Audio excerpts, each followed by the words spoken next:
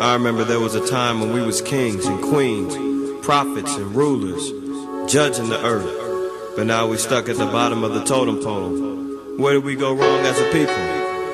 I think our people need to understand this with a wake-up call and give them understanding on what's going on. So bring it. Early morning, rise up, open your eyes up, looking in the mirror, it gets no clearer. Cause we don't understand our own selves, drowning in sorrow with empty Hennessy bottles upon the shelf. Cause everybody wanna be a king, selling out their soul for this mean green cream thing. Paper chasing but not facing the facts that as a nation we all done got lax, and letting the devil control us. And thinking like them damn Africans that sold us. We in captivity because they hold us. Working hard with heavy burdens on our shoulders. Man, I thought we were some soldiers, but every second that I look, we getting creamed like Folgers. In deciding to acquire committed culture, understand that you're now deciding to take on the identity of those who've enslaved you. This is history repeating itself. Coming out of the civil rights movement, we wanted to become a Muslim, not knowing Islam was your slave master in Africa. And then you want to call yourself an African, when the natives of Africa joined with the Muslim Arabs to enslave you. They were your slave masters too. Then you want to call yourselves American, but that's where you live. That's not who you are. The founders of America were your slave masters too. Now you want to go back to Kemet, call yourself an Egyptian. They're your slave masters as well. Why do we yearn to be like our slave masters? Why? History repeating itself. What do you think Moses was sent for? To free you from that. What do you think the Passover was all about? 40 years in the wilderness. 40 years is how long it took us to get our mind out of Egypt and on to righteousness. But you want to go back. You got to know where you come from. Now, that being said, the Israelite nation is a unique nation. We're not simply defined by the land we stem out of, which is Sumer, because the people there were pagan. We're defined by the person we stem from, which is Jacob. The Most High established us as a people, a nation regardless of where we live, but a nation that stems from Abraham, Isaac, and Jacob, and a nation which was given a land, Canaan. So although our bloodline stems from Sumeria, our true roots began with Abraham, because this is where the everlasting covenant was made. This is when we became sanctified from the paganism of our ancestors. And this is when the Most High introduced himself, separating himself from every god man had ever served. Many gods were worshipped before Abraham. But when the Most High God introduced himself to Abraham, it was the dawn of a new day, the dawn of a new nation, a spiritual nation. That's who we are. No matter where we are, a spiritually established nation, the Most High's chosen people, the Hebrew Israelite nation. And it's a proven fact that the Israelites were a dark-skinned people, as are their descendants. But some of you have rejected the Bible and turned to Kemet under the belief that the Bible is a white man's book. The Israelites of the Bible are not white. Its authors are not white. Abraham, Isaac, and Jacob, and the 12, dark-skinned. Moses, dark-skinned. He was raised Egyptian, and for a season, the Egyptians, who were dark-skinned, didn't know Moses was actually Hebrew. But how can a white Israelite Moses successfully camouflage into a dark Egyptian royal family? Because Moses was dark too. Okay, so for those of you who have been taught, probably by Islam, that the Bible is a white man's book, everybody in it is dark. Europeans can't cover that up, no matter how hard they try to. So don't let that false truth lead you to Kemet, especially since Kemet is not where you're from anyway. So if what I've said isn't enough for you, the fact that you're not an African but an Israelite, and you stem from Mesopotamia, not Egypt, and the fact that Egypt was your slave master, yet you still seek to identify with it and its gods in search of your true identity, like a lost adopted child who doesn't really know who their father is.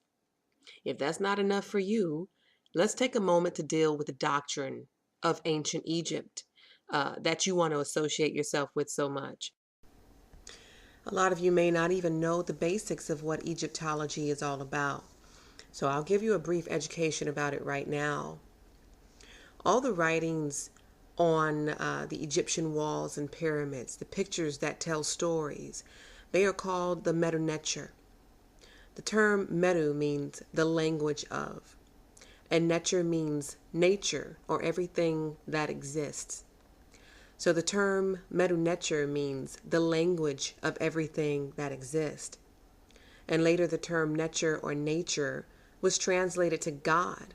So the term Medu Neter became known as the language of God or the word of God. So therein lies the idea that God is behind the writing on Egyptian walls. And all of those writings and pictures and figures supposedly represent principles of man and concepts in life. So the life principles drawn from the hieroglyphics are called Neteru. In Kemet, there were no holy books like the Bible or the Quran, nothing comprehensive, just the pictures on the walls. And they lived life according to those principles represented in those pictures. So from these hieroglyphics, many scrolls and books have been written with various interpretations of what the hieroglyphics said. I have so much respect for the elaborate symbols and the expression of the principles represented by these symbols. That being said, there are many interpretations of these symbols. People are publishing books with their interpretations of the symbols and stories told in the Medu Neter, hoping these books will become the Bible for the African. They want to establish a Kemetic way of life, living by the principles found in the pictures, the principles of honesty, goodwill, love, respect, health, growth, knowledge, and truth. They say the reason why we should go back to Kemet, spiritually that is because Kemet is the most logical source because of its long tradition of written, verifiable history and verifiable facts of an ancient African civilization. And because that civilization is thought to be an uncorrupted people, I guess because they were one of the first civilizations, but not the first, as I pointed out in the beginning. So there's some knowledge of what Egyptology is based on and why some people believe in it. But an ancient civilization doesn't automatically equate a pure civilization. There were tens of thousands of people walking around before the forming of the Nile Valley civilization. Plenty of people, therefore plenty of opportunities to become corrupt. And like I said, Egypt wasn't the first civilization. And just because these ancient people wrote some things on a wall doesn't make it righteous. Doesn't mean these people knew something about the Most High that we didn't know. The people of ancient Samaria wrote on walls too. Doesn't mean they had the answers to everything. Just because they were ancient. They were just drawing pictures on a wall, trying to figure it all out. Who created the sun? Who created the air, the land? Who created man?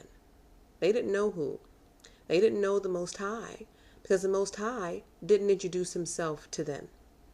They witnessed his fruit every day, the sunshine, the rain, the land, but they hadn't met the Most High yet. So they created gods that represented the elements of creation. They created Ra, who supposedly is the most important god. They created Shu, who's the god of the air. They created Tefnut, the goddess of moisture, and Keb, the god of earth or land. Nut, the goddess of the sky or the cosmos. Asar, the god of rebirth or renewal. And Aset, the goddess of womanhood. And then they created Asar and Aset's son, and they called him Haru, who is supposedly the last god king of Egypt, who was followed by an actual human ruler by the name of Menes or King Narmer. So the Egyptians didn't know the Most High, so they created gods of creation. And you may say, Jediah, why do you know this stuff? You're supposed to be a Hebrew Israelite. But you have to study these things in order to form an opinion. In every video I've made, I've thoroughly researched the subject to know what it is I'm denouncing. I'm not just telling you what I feel, I'm telling you what I know. Now, some say these gods are not really gods. Their being represents principles, or qualities, or ideas. The pictures on the pyramids represent the principles, and all of us have these qualities on the inside of us, and what they call neteru, or qualities, within us. But in my research, I found most followers of Egyptology consider them to be gods and goddesses.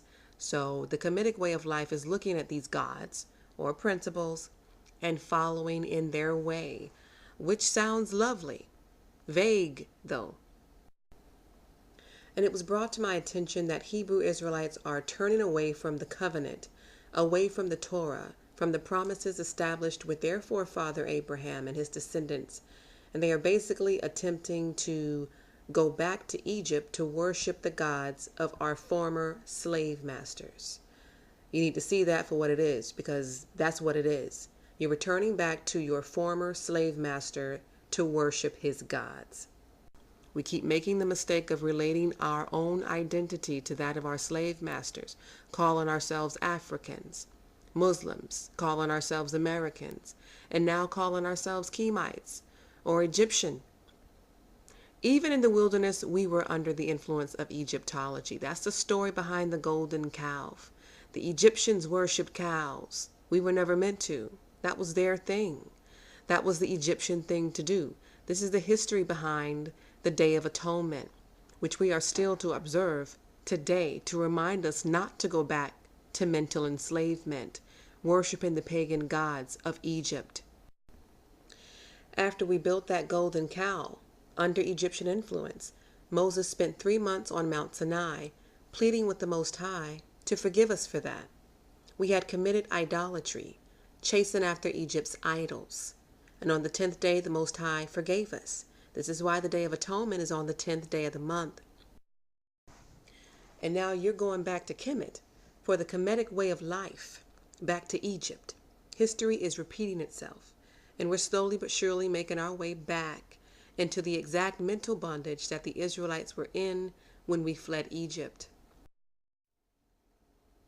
Now, while they're telling you the Bible is not valid and that you're really African or Egyptian, there's a ton of archaeological evidence to support your ancestry and your covenant. Our history is documented. The proof is in the land, in the archaeology. Moreover, the Bible is full of prophets telling you not to follow after Egyptian and Babylonian gods, and you're choosing to do it anyway. But our ancestors repented from the worship of Egyptian gods. In the midst of paganism, they still remembered the Most High in the worst of circumstances. Even in Egyptian bondage, they remembered him. Can we do that? Can we keep believing in the one true God in the midst of Babylon? Are we going to turn from him the moment we're confused? Are we going to stay faithful to the promises and the covenant in the midst of confusion? Moses grew up Egyptian. He knew and served Ra. He knew all those gods, Shu, Tef, Nut, Nut, Keb, Asar, Aset. But when he met the Most High God of the Hebrew Israelites, and he introduced himself to Moses out of that burning bush, Ahiah, Asher, Ahiah, it was a wrap. He forgot all about Ra. It was a done deal. He went back to Egypt to free his people so that they could obtain the promises that the Most High made to them. Listen, we as Israelites have no connection with the deities of Egypt. Doesn't matter that they're black, that's irrelevant. This isn't about color. And we can't gravitate to a doctrine as some black power movement or some anti-white supremacy movement. Egyptian history is not our history. It's not your history. You are an Israelite. And you Israelites out there, just believe everything you're told. Now you Israelite women out there calling yourselves the daughters of Isis. All kinds of groups forming, chasing after Egyptian gods and Egyptian identity. It's just like slavery, except now you're choosing to be bound, mentally ignorant of the truth. I want to urge you today to reconnect with the one true God, the only true God, his law and his commands. I want to hold you accountable to the covenant today. I want to urge you to repent from chasing after the foreign gods of Egyptology and recognize today that only one God has established us, protected us, and led us. Only one God has stood among us, and he still stands.